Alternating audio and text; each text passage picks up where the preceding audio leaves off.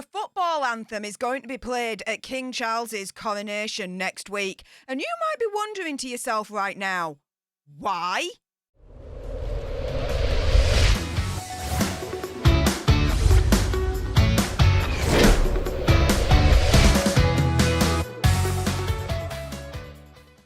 Hey up everyone, it's me, Stef The Alter Nerd, your nerdy alternative, and welcome to another dose of the Daily Nerd, where I break down the news and pop culture stories of the day that's pretty much caught me eye. And oh my goodness, yes, coronation mystery. I'm going to explain this. Why has King Charles chosen a football anthem for his coronation?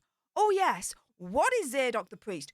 Who is Zadok the Priest? What the deuce is going on? Well, before I jump into all those juicy details and explain this coronation mystery, there's a little bit of housekeeping. Firstly, YouTube human reviewer, I see you lurking. I'm not going to say any trigger words or anything that's going to offend your ear holes. And to everyone else awesome enough to have clicked on this video, hey up, how y'all doing? If you love this kind of news and pop culture on the daily, served with a little bit of sass and gobbiness, which is basically this, right? Do make sure you click on that subscribe button, because next week I'm going to be live at London during the coronation reporting on it. You will not want to miss out on that. Like, share, comment down below your opinion, conspiracy theories, whatevers. Also, as well, do send me a super thanks. It's just below this video right here. Let's have a conversation about it, because it does guarantee a response from me.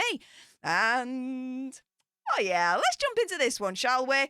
So, yes, this is another world-famous presentation by me, Stef The Alter Nerd.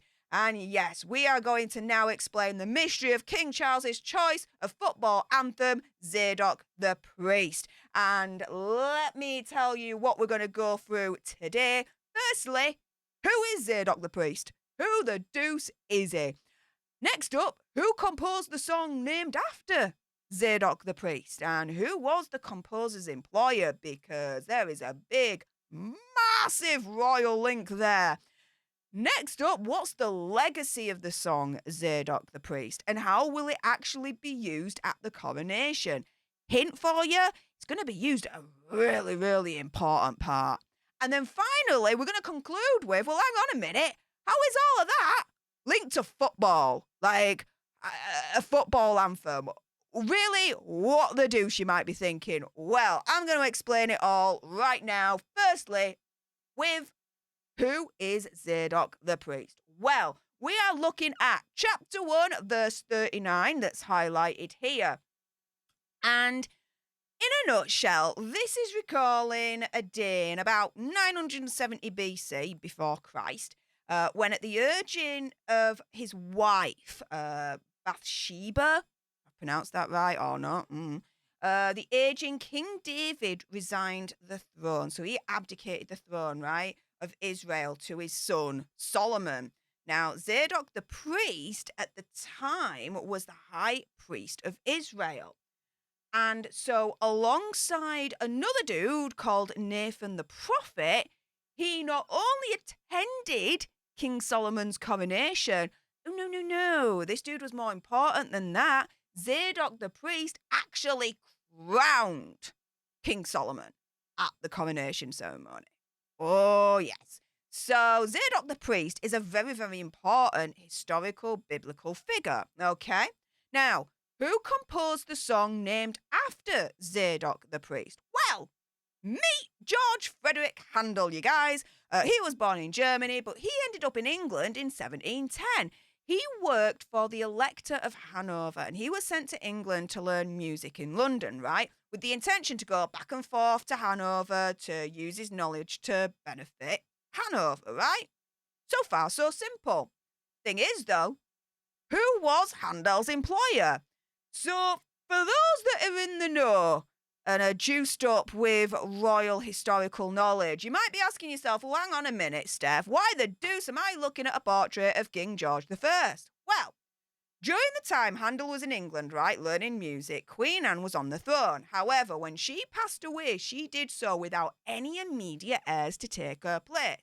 So, what happens? Well, you go down the line of succession, right? The next eligible person, you guys, turned out to be, oh yeah, Handel's employer, he was crowned and became, yes, King George I. Handel in turn, because of, his connections, became the royal composer. And this all ends up leading up to how Zadok the Priest, the song, was born. So, King George I had a son. This gentleman you're seeing right here in this portrait. Now, his son was an absolute massive fan of Handel, right? So much so that when it came time for him to take the throne and be crowned King George II, he asked Handel to write the music for his coronation. And Handel, being an absolute composer genius that he is, was like, okay, I won't just compose one song. Oh, no. Quadruple it to 4. He composed 4 coronation anthems. 1, Let Thy Hand Be Strengthened. Number 2, The King Shall Rejoice. Number 3, My Heart Is Indicted. And number 4, yes, Zadok the Priest, the star of today's video. Now, what is Zadok the Priest song's legacy? Because, man, does this have a massive legacy indeed. Now, King George II's coronation was in 1727. Since then, it has been used at literally every single coronation since, up to and including Queen Elizabeth II's coronation. This tradition will continue as King Charles has confirmed that, yes, it will be used at his coronation as well. Now, how will Zadok the Priest be used at the coronation? Well, it's going to be done at a very, very important time, a very critical, crucial, historical, religious moment of the coronation, right? It's going to be done during the anointing. It is the most ancient and holiest part of the coronation. So back in early European Christianity, anointing the monarch with consecrated oil was seen to confirm the very sacred position that the king or queen held, right? It's called chrism oil, by the way, and it has things like sesame, jasmine, neroli, amber, rose, cinnamon, benzoin, and orange blossom. Really nice smelling stuff, okay? Now, this is prepared by the Dean of Westminster, where the chrism oil is poured from the ampulla into the anointing spoon, which he'll then pass on to the Archbishop of Canterbury. Now, whilst the choir sings Zadok the Priest, the Archbishop of Canterbury will then dip 2 fingers and anoint King Charles III on the head, arms, hands, and chest. This ritual, though, has never been seen in public before.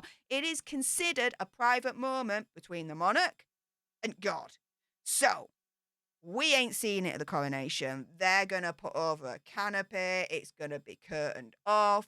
There's going to be a moment where we're not going to see anything at all between King Charles, Archbishop of Canterbury, and, if you believe, God, right? During all of that, though, that very, very ancient, holiest part of the coronation, this is when we're going to hear the song Zadok the Priest, okay? Now, how is all this linked to football? Oh my goodness, completely out of left field, right? Well, in 1992, the European Cup became no more. It just was yeah, we're done with that. And in its place, the UEFA Champions League was born. Now, the bosses at UEFA wanted an anthem with a classical feel to it that would be timeless. So they hired this composer called Tony Britton to turn their dream into an absolute reality. And oh my goodness, did he do that?